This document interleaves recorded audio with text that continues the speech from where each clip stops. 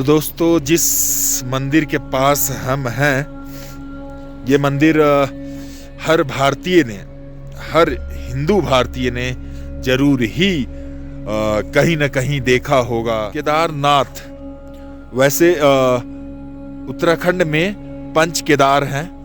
प्रथम केदारनाथ स्वयं,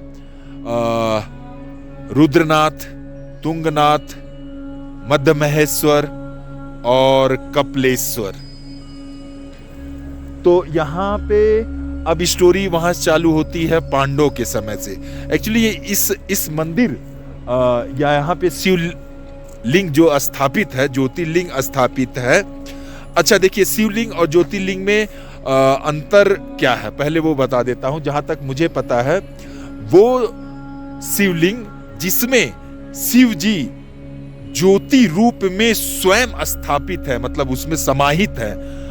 उनकी जीवात्मा का एक भाग ज्योति के रूप में जिस शिवलिंग में स्थापित है उसे ज्योतिर्लिंग बोलते हैं। और ऐसे 12 ज्योतिर्लिंग हैं। उत्तराखंड में देखेंगे तो केदारनाथ, उत्तर प्रदेश में विश्वनाथ, काशी विश्वनाथ, झारखंड में जाएंगे तो देवघर में आपको मिलेंगे बाबा बैद्यनाथ। उसी तरह मध्य प्रदेश में उज्जैन में आपको मिलेंगे महाकाल और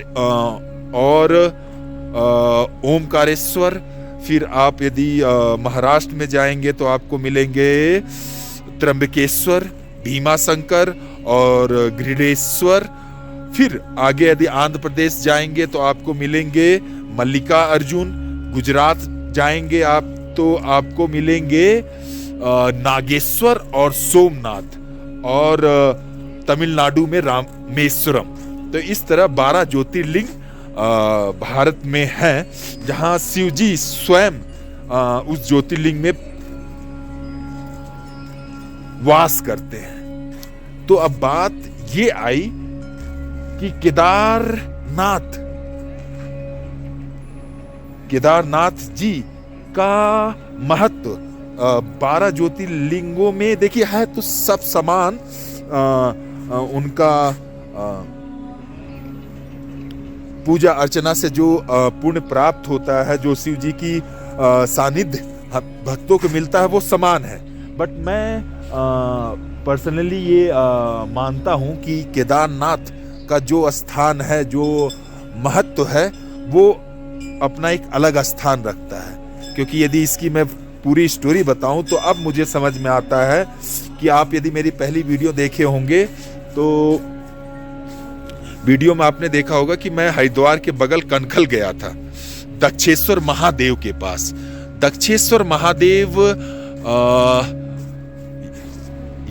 वो जगह है जहां पे महादेव दक्ष के कबंध के रूप में एक ज्योतिर्लिंग में स्थापित हुए थे।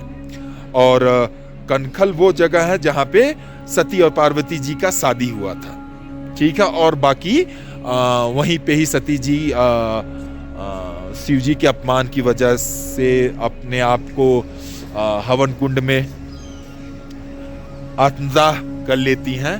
तो वो जगह हुआ। अब क्या हुआ कि अब पूरा ये होने के बाद उनके विरह में शिव जी पूरे तपस्या में चले जाते हैं। और तपस्या में जब चले जाते हैं तो आई थिंक एक वरदान ताड़कासुर था, जहां तक मुझे याद है, जिसे ये वरदान था कि उसे सिर्फ शिवपुत्र ही मार सकते हैं। तो शिवपुत्र तो अब मुश्किल था, क्योंकि शिव जी मतलब अपने तपस्या में चले गए थे और किसी का हिम्मत है नहीं शिव जी को उनके तपस्या से उठाने का, उनके तपस्या को भंग करने का।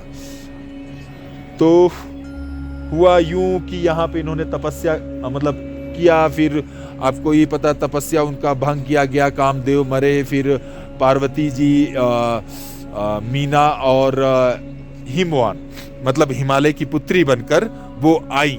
वो यहाँ पे आई नहीं, मतलब पैदा हुई। और उनको शिव जी एज अ पति के रूप में चाहिए थे। तो उन्होंने घनघोर तपस्या की। यहीं पे ही क्या बोलते हैं, गौरी गुफा है। उस गौरी गुफा में उन्होंने बहुत घनघोर तपस्या किया। शिव जी प्रसन्न हुए। शिव जी उन्हें उनके प्रणय निवेदन को, प्रेम और के निवेदन को स्वीकारा। यहीं पे ही त्रियुग नारायण एक जगह है जहाँ पे शिव जी का और पार्वती जी का शादी हुआ है। फिर जब आप गौरीकुंड यहाँ पे बना हुआ है लगभग 16 किलोमीटर नीचे ही। गौरीकुंड वो जगह है जहाँ पे पार्वती जी नहाया करती थी और वहीं पे ही गणेश जी का जन्म हुआ था, क्योंकि वो उनके अपने महल से बनाई थी। और वहीं पे ही उन्होंने बोला था कि आप, गणेश जी को आज्ञा दिया था कि जब तक मैं स्नान करती हूँ यहाँ कोई आ ना पाए। फिर शिव जी आते हैं, फिर पूरा वो आपको प्रकरण पता ही है कि शिव जी उनका गला काट देते हैं। तो ये पूरा प्रकरण बताने का पीछे मेरा मतलब ये है कि शिव जी का पूरा लाइफ का स्टोरी यही शिवालिक, शिव केदार खंड जिसे बोलते हैं, इसी के आसपास था। मतलब शिव जी यहां साक्षात अपने सपरिवार निवास करते थे।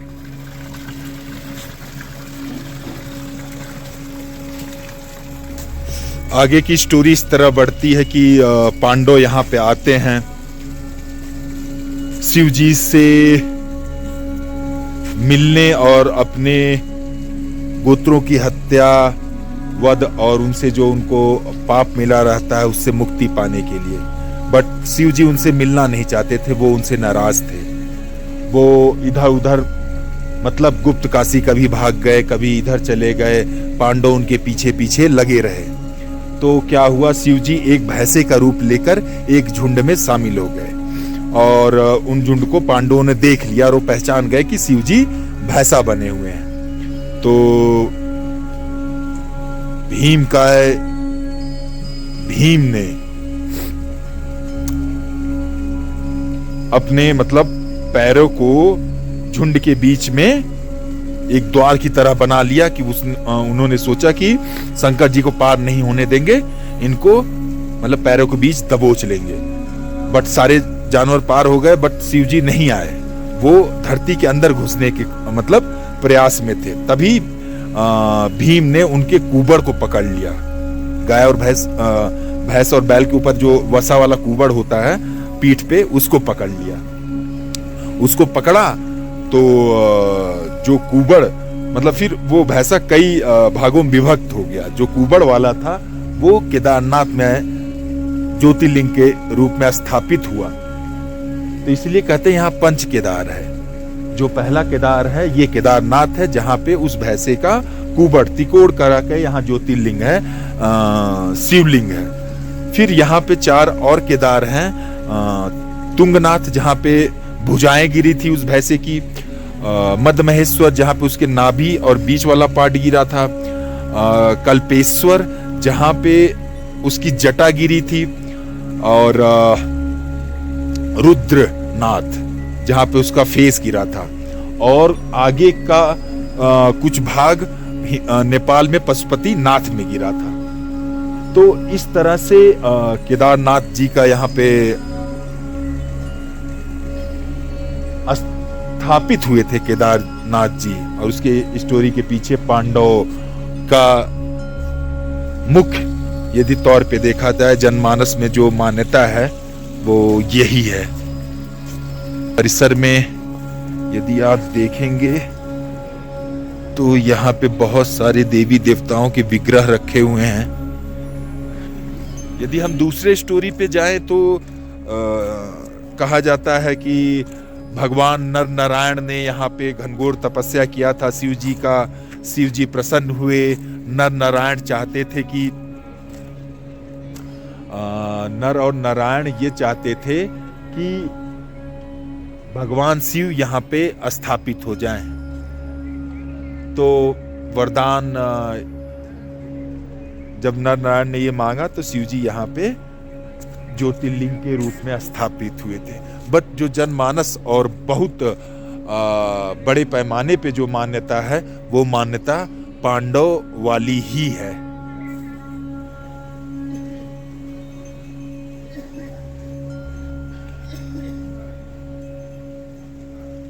ये हमारा भीमशिला जब 2013 का आपदा आता है केदारनाथ में तो इसने इस मंदिर के रक्षण में बहुत बड़ा योगदान निभाया था।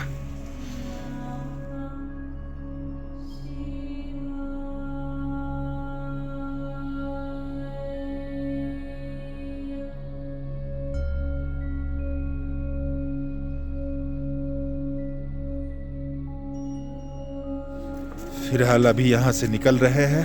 अब सुबह केदारनाथ जी के दर्शन करने आएंगे जब उनके पट खुलेंगे। रात्रि हो चुका है, रात्रि के हो चले हैं 11:20। अब जाया जा रहा है। जहाँ पे स्टे हुआ है वहाँ पे थोड़ा सा आराम सोया जाएगा।